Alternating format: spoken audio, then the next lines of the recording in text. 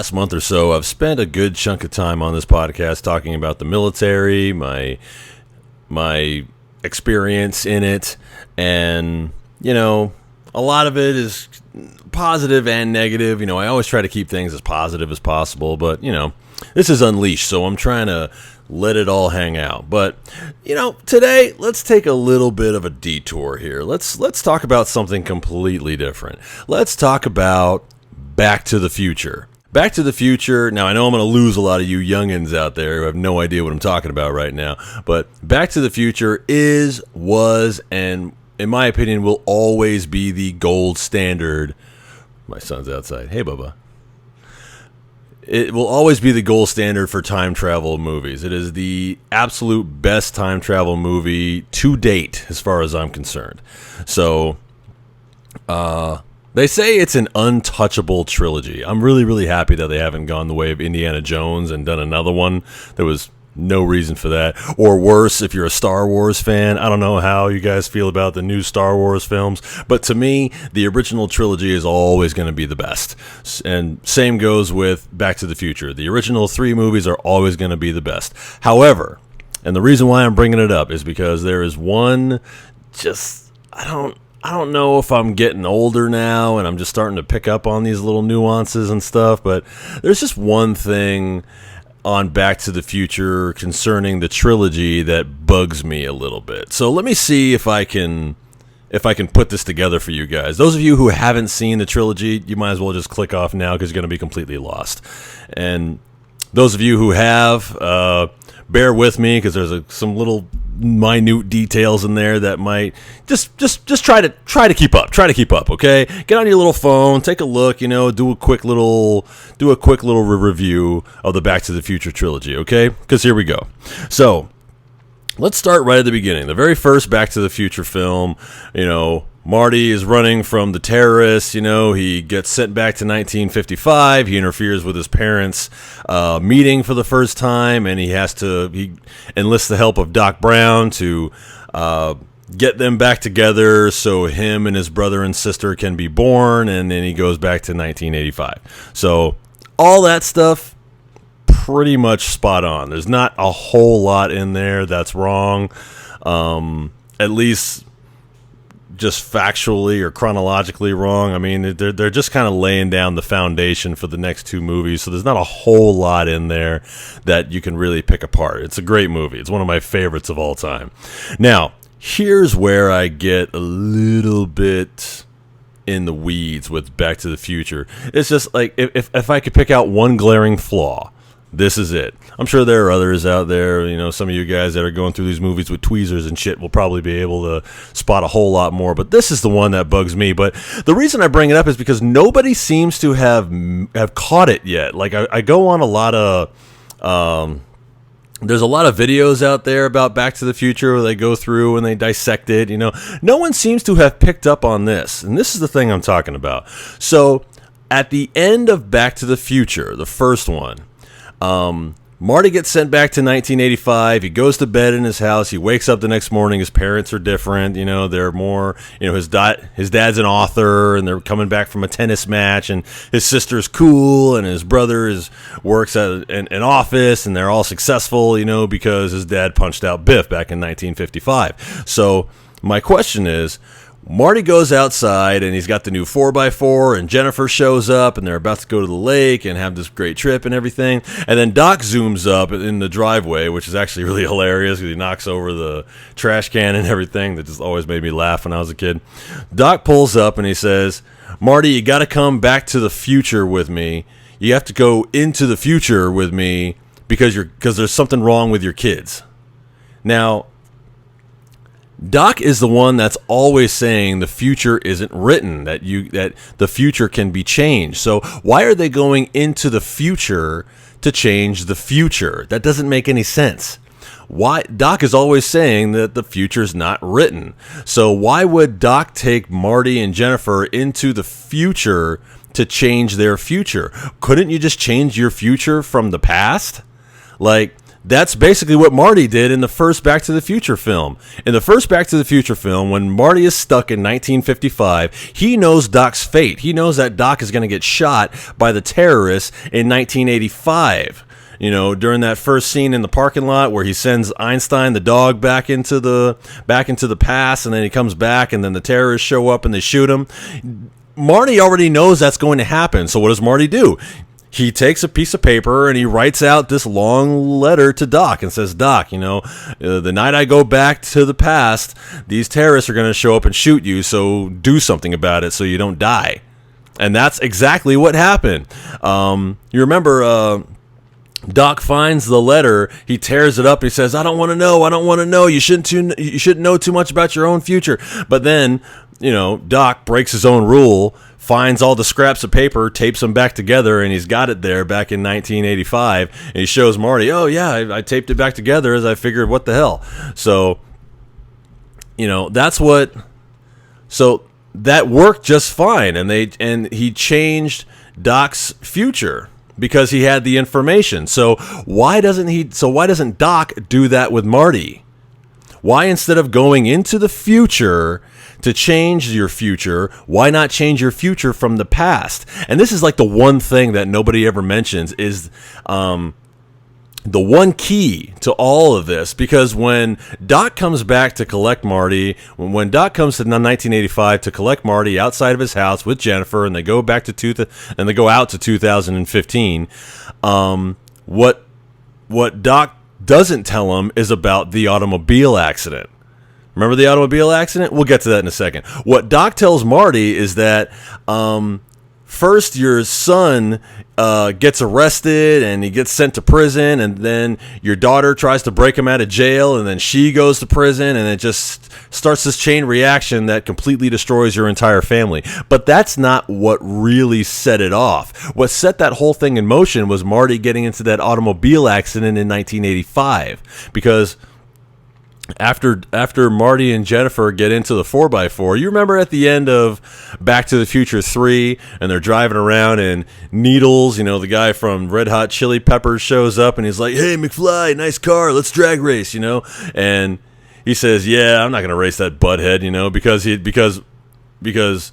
you know, Doc and Marty had been talking back in 1885 about, you know, look, you can't lose your judgment every time somebody calls you a name. And then he hinted to the automobile accident. Now, that's the only thing that might discredit this theory a little bit, is because Doc lets it slip. Doc lets it slip on Back to the Future Part 3. Doc lets something slip about an automobile accident, because we, the audience, don't even know about it yet.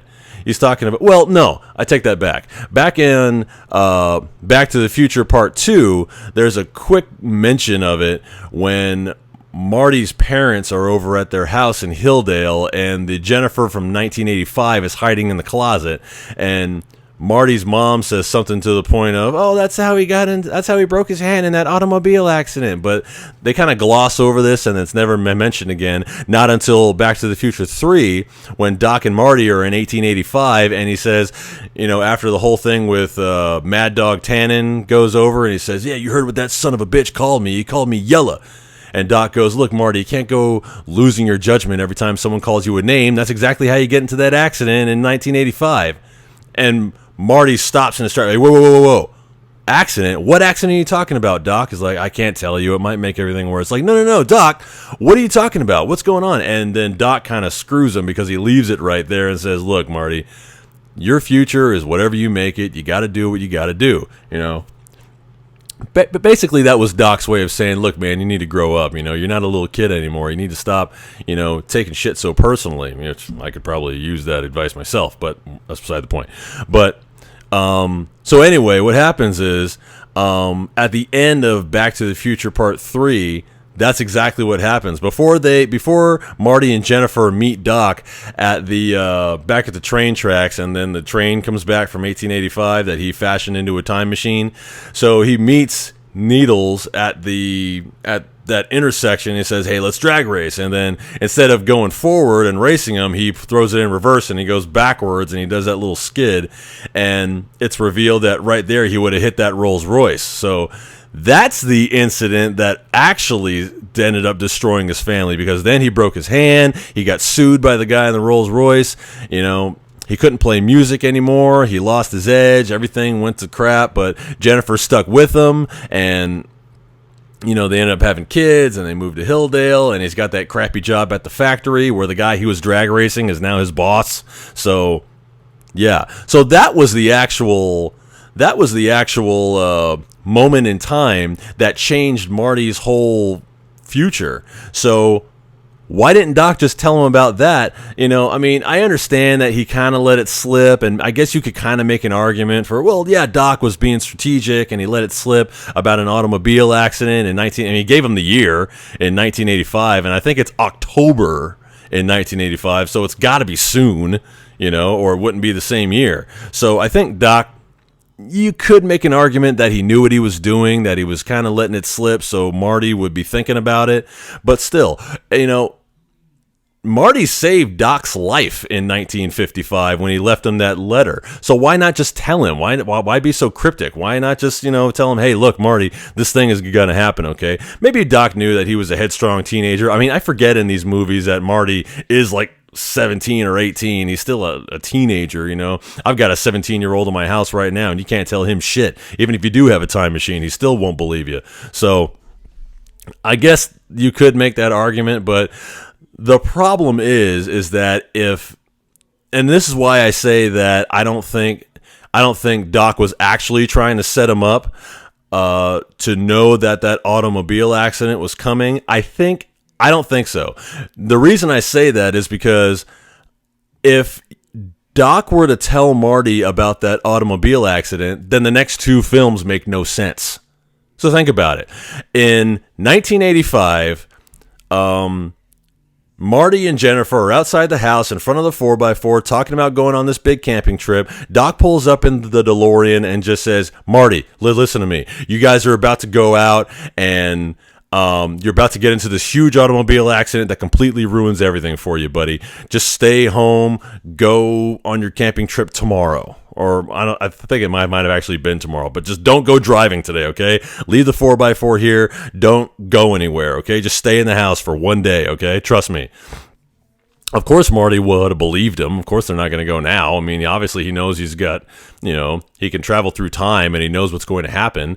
So if Doc had done that, then the next two movies make zero sense, because the whole reason for them going into 2015 and Back to the Future Part 2 was basically so they could save his kids from getting arrested. Well, if that happens, if Marty doesn't get into that automobile accident in 1985, then he's not in that house in Hilldale. His kids aren't going to be rolling with the wrong crew. He's going to be a rich rock star, and it's going to be a whole other situation. And plus, Biff from the future wouldn't have an opportunity to steal the DeLorean and give himself the almanac back in 1955. So right there, Back to the Future Part 2 is completely useless. It makes no sense for them to go back into 2015 if Doc would have just told him about the situation with the automobile accident. So right there, Back to the Future 2 makes no sense. And if Back to the Future 2 makes no sense, then Back to the Future 3 makes no sense. Well, not no sense, but it's unnecessary. It would have been unnecessary. So Back to the Future 3 kicks off when Marty is stuck in 1955 after the DeLorean gets struck by lightning. You remember that? When he takes the almanac and he burns it in that little bucket, and Doc is flying overhead. He tells him to burn it, and that thunderstorm is going off, the thunderstorm that sent Marty back to 1985 in the first one. So he burns the almanac. Doc's out there flying. Doc gets struck by lightning, gets sent back to 1885. So what happens next is even dumber. And it sucks because Back to the Future Part 3 is my favorite one. When they go to the Old West, I love Back to the Future Part 3. But Again, huge, glaring flaw. Back to the Future Part 3, like I said, Doc gets sent back to 1885. So Marty goes back and finds the 1955 Doc and says, hey, I'm back from the future. You got to help me get back again, which if I were Doc Brown, I'd be pissed. Like, are you freaking serious? 10 seconds ago, I just sent you back home, and now you're back again? What the hell? Who's running this damn show? But I digress.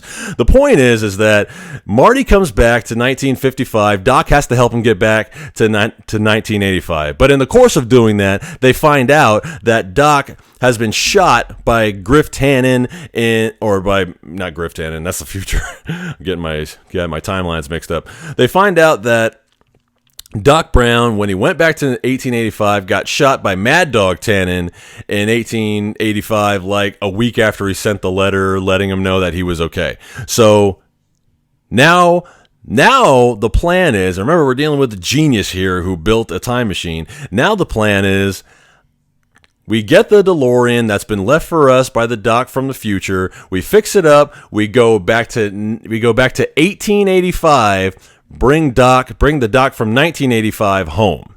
Okay, here's the problem with that. If you take the Doc from 1955, have him send you back to 1885, and bring that Doc back to 1985, here's the problem with that. If you followed all that, you'll be able to follow this. So the Doc from 1955 is going to eventually be the Doc that winds up in 1885. It's the same person. Okay? So instead of telling that Doc that you have to send me back to 1885, why not just say, hey, Doc, listen, you're gonna have to go, and when you get sent back to 1885, here's what's going to happen. Don't let it happen. The Doc from 1955 already knows what's going to happen to him. He's going to live his entire life. He's going to live his entire life up to 1985, where he meets Marty. He knows what's going to happen. So why does he have to go and get and rescue him from 1885 and bring him back to 1985? It's the same Doc. They're going to end up having the same information. Even though Doc from the future is dead, that's just one timeline. That Doc is going to eventually be the Doc that ends up going back to 1885. He already knows what's going to happen. They discovered the information right there. All Marty has to do is go back to 1985, back to where he belongs, and he'll already know, because because the past has already been written. So he already knows what's going to happen. It's completely convoluted, and that's why you never ever take a date to a time travel movie, because this stuff is confusing enough. Don't ever bring your girlfriend to a time travel movie, because you will be explaining it through the entire duration of the film and you won't even get to watch it. Unless it's a time travel movie that you yourself have watched 100 times over, like I've watched Back to the Future 100 times over. Don't ever take your girlfriend to see a time travel movie, because she will be asking the whole time, wait a minute, how are there two of them now? Wait a minute, I thought they were in the future. How come they're in the past now? I don't understand what's happening. Why'd you pick this stupid movie? This movie sucks. It doesn't make any sense. Yeah. So, yeah. But like I said, Back to the Future is my favorite time travel movie. It is easily the gold standard, but just that one glaring flaw, Doc. Why didn't you just tell him about the time travel? Why didn't you just tell Marty about the automobile accident? Then you wouldn't have got sent back to 1885. But then, I don't want to upset anybody out there. If he hadn't gone back to 1885, he wouldn't have met Clara and had his kids and been happy, and, maybe that was the reason for the whole thing. Maybe that's how it ends up coming all full circle. Doc is finally happy. He can he was already happy in 1885. He was a blacksmith, living the simple life, kind of a retirement for him. And now he's got a lady friend and a couple of kids. Oh, man, that is a sucky retirement after all, isn't it? Damn, Doc. Sorry, brother. Hope you guys enjoyed the podcast today. Like, share, and subscribe to BJBL Unleashed on YouTube. Follow me on Instagram while you're at it. I will see you guys next time for more Unleashed.